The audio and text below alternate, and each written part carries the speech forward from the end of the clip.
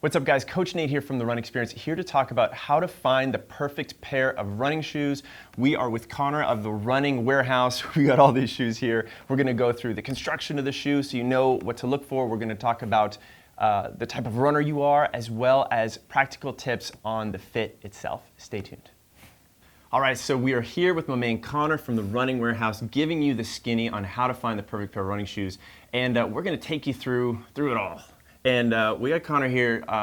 He's actually worn a crazy amount of shoes. I was kind of blown away. I mean, how many shoes were you telling us you worn before? Yeah, I've probably over my life cycle, probably ran in about 1,000 pairs of shoes. He's just like a little X mark on his bed. Like every time he kills another pair of shoes, he's got it up there. His wall's filling up. It's kind of crazy. And you know, he's got a lot of experience here with this. And you're also just competitive runner right now. Yeah, so right now I run with the Hoka Aggies, getting a lot of miles in, but I'm also a footwear specialist here at the warehouse. Oh man, so the perfect guy to take us through this video. This next segment, he's gonna walk us through the construction of a shoe and the things that you need to know to pay attention to. So before we escape to running shoe bliss, we need to know a few key aspects of the running shoe itself, because that's going to determine the type of category we want to choose and also the type of runner we are. So what are the different aspects of the shoe that we need to know? Yeah, so there's going to be 3 key elements of a shoe, the main being the upper. So the upper is really going to be what's surrounding your foot, and it's going to be that fit story. Yeah. So some people like a little wider toe box, some people might like a little snugger midfoot. And even like how this like hugs your and cups your heel, different things like that. Yeah, definitely. Moving on down, we got the midsole.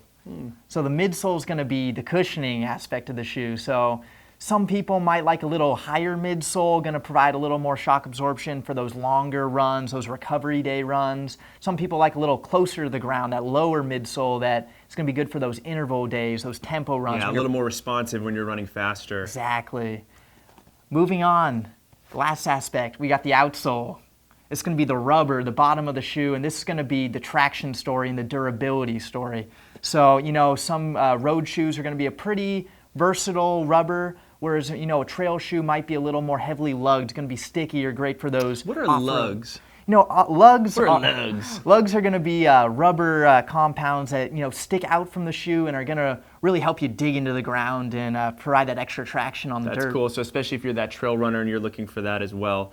So we've got that upper part, that midsole, the lower part. We got all those pieces together, and that's going to be our shoe story. The next segment, we're going to get into the type of runner you are and determining, you know, what type of runs you're actually going after.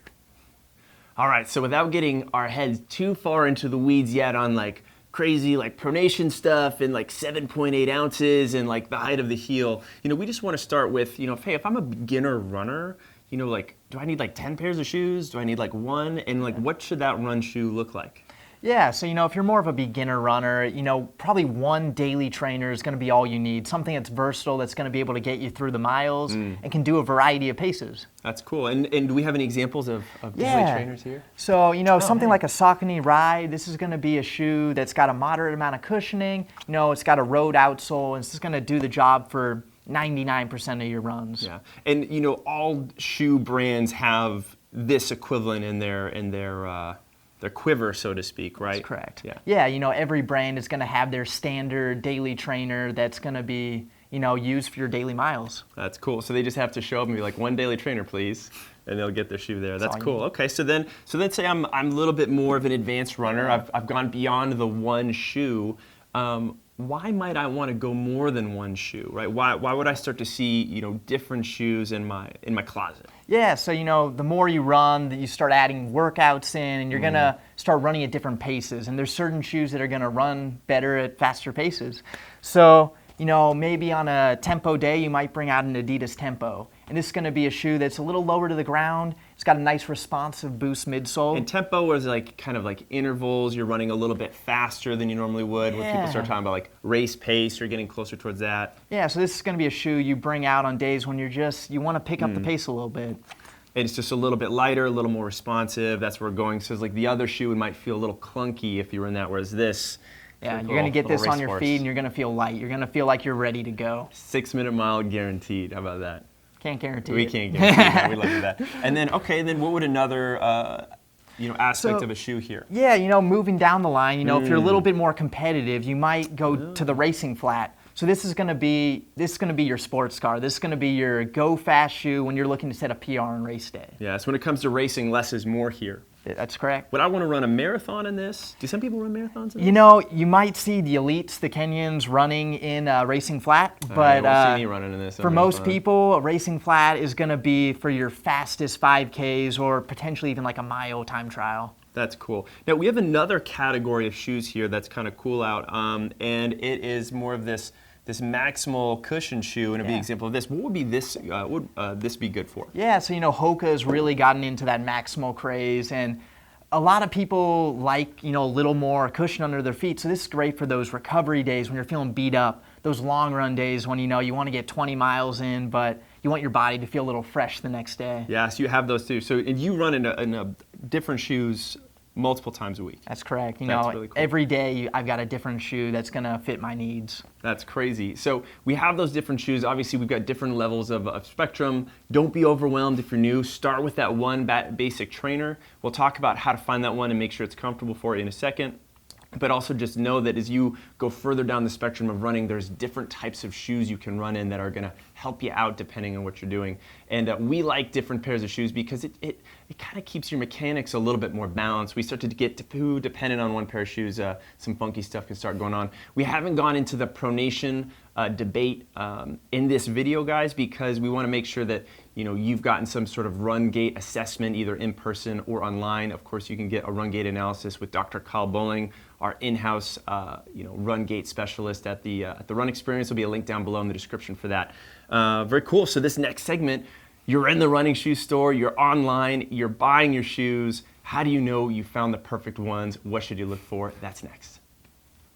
Great. So now that we're armed with all this knowledge, we actually want to go after those shoes themselves. Now, we could either go after the specific brand. A lot of times we're married to a specific one. We like, the way like a Nike feels or an ASICS feels or whatever. And we could go through different categories of that shoe. But remember, we talked a lot about fit today and also the purpose of the runs you're trying to do and going after that certain category. So remember, at the end of the day, regardless of the brand, what's really important is the fit and the category itself. Now, when you go shopping around, you can go, in person into a store, and we always recommend your local run specialty store, where you're going to get, advice from someone in person. You're going to be able to touch the shoes. You're going to be able to try them on in person and get a good sense there. But sometimes you're limited to the number of actual shoes you can go after, right? They don't have all the shoes out there. But you can also shop online. Yeah. So what do they got going on online? So we got our website, runningwarehouse.com, and one of the great benefits is the wide variety of shoes we have. So when it comes to racing flats, trail shoes, daily trainers, we got a large variety that really fill every niche of the running category. Yeah, so you really have a much broader option. And you have is it a shoe finder? Yeah, so we've got a shoe finder tool, which is a great tool when you're really looking for a specific shoe, whether it be a certain heel-toe offset, whether it be a certain amount of stack height. It really is going to be able to figure out the exact shoe for your needs. So you can dial in the features that you're looking for, especially after watching this video. You know what features you want now, and you could plug that into the shoe finder, and it's going to spit out a bunch of different shoes that meet those needs. Right. That's perfect. That's so cool. So you've got your shoe. You spit it into I want to call it the calculator. It's not a calculator. The shoe finder, and you have your shoe. How do you know that the shoe actually works? That it actually fits for you? Yeah. So once you have your shoe in person, you get it on your foot. It's really easy to know if it's the right one because sometimes you just get that magic feel. It fits right. There's no hot spots. There's no irritations on your feet that's going to feel burdensome. Yeah, that's crazy. So really it's that comfort. And you've done this like 1,000 times. So you just kind of know it's this feeling. You start to trust intuitively that the shoe actually is comfortable for you. Guys, it's crazy, but that intuition is so important. Trust your inner shoe fitting power. And you mentioned hot spots. What are those? Yeah, so hot spots can really affect anyone. And it's when you get a little irritation on the side of your foot or you might feel a little weird. And like a little pressure point or something, or an area that you think might rub a little bit. Yeah, And you know, trying to get that glove-like feel that doesn't have any of those is always the dream. That's always the dream right there. So fit, no pressure points. Don't be married to price. Don't be married to color. Don't be married to a specific brand. Just make sure that darn shoe is comfortable and it'll set you up for training success. Hey, one more thing. It's not about the darn shoes themselves. It's about what you do with your body, your training, how you move, your strength training, your injury prevention, all of that important stuff so that you can keep wearing those shoes and actually get better. And we have a 2-week program just for you, for sticking around. All you need to do to get it is click this link at the end of the video or down in the description. It's got a bunch of cool stuff in it, including our nose breathing mile. Have you ever done that? Haven't done it yet. Sounds kind of crazy, right? Yes. Sounds kind of fun? Yeah. We're going to go try it right now. But anyway, if you want to go try this nose breathing mile and our push-ups, our lunges, our burpees, all you need to do to get it is to click, as I already said that, you're just going to enter your name once you hit that link. We'll be able to send that to you. Of course, if you like this video, let us know. Hit that like button. If you have any comments or questions on different things, if you want to know a personal list of all 700 pairs of shoes Connor has worn, you know, drop that in the comments down below. Maybe we'll get back to you. And then, of course, subscribe to our channel, guys, because we got a lot more coming at you. And, of course, don't forget to go visit Running Warehouse. They got a lot of great shoes and shopping for you.